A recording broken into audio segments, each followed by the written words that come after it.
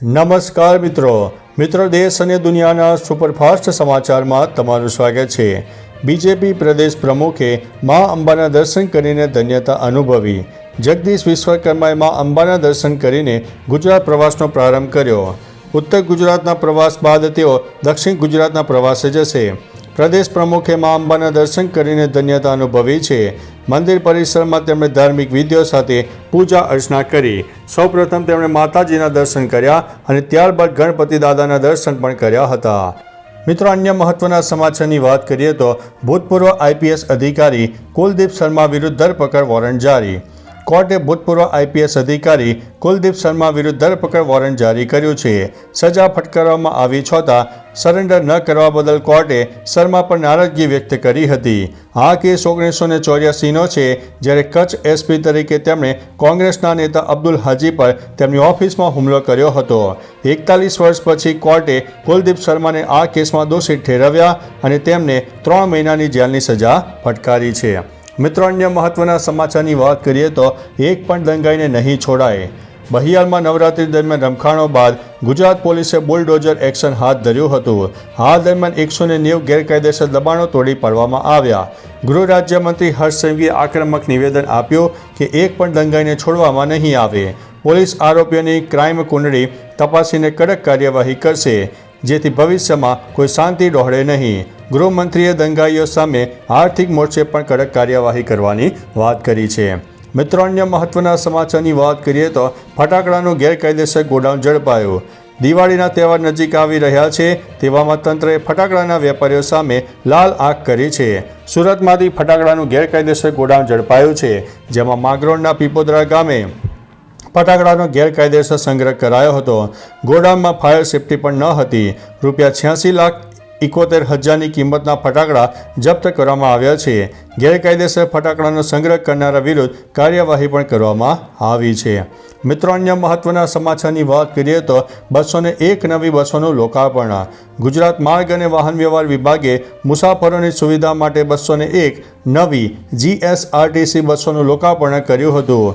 મુખ્યમંત્રી ભૂપેન્દ્રભાઈ પટેલના માર્ગદર્શન હેઠળ છેલ્લા 4 વર્ષમાં વાહન વ્યવહાર ક્ષેત્રે નોંધપાત્ર વધારો થયો છે।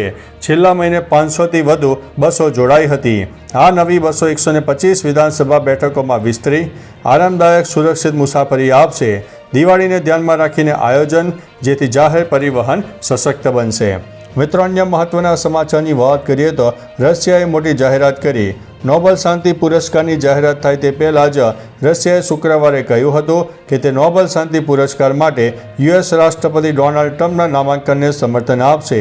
રશિયાના રાજ્ય એજન્સી ટાસ અનુસાર ક્રેમલિનના ટોચના સલાહકાર યુરી ઉશાકોએ કહ્યું છે કે મોસ્કો ટ્રમ્પની ઉમેદવારીને સમર્થન આપે છે।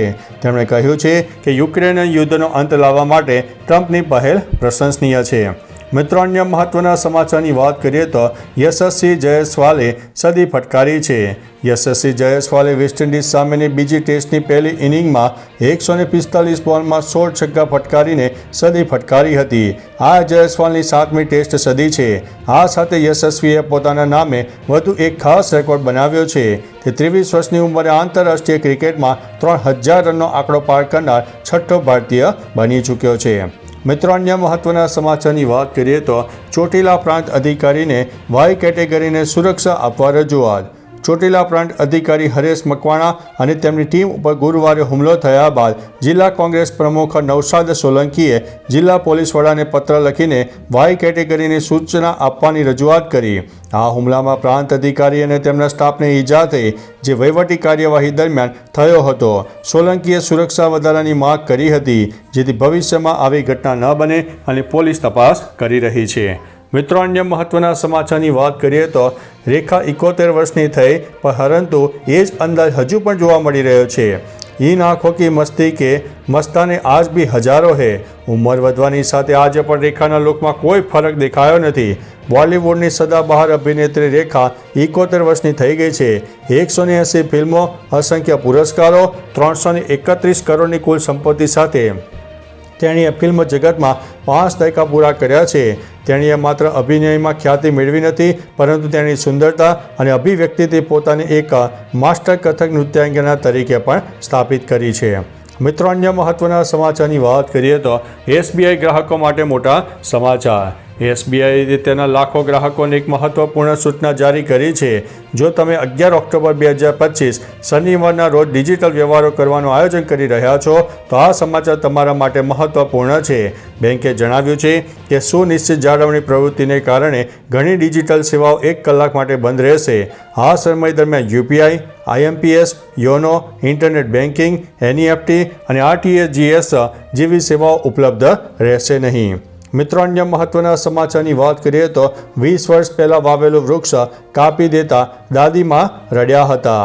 સોશિયલ મીડિયામાં છત્તીસગઢનો એક વિડીયો વાયરલ થયો છે જેમાં જોઈ શકાય છે કે એક વૃદ્ધ દાદીમાં પીપળાના કપાયેલા થડને પકડીને રડી રહ્યા છે.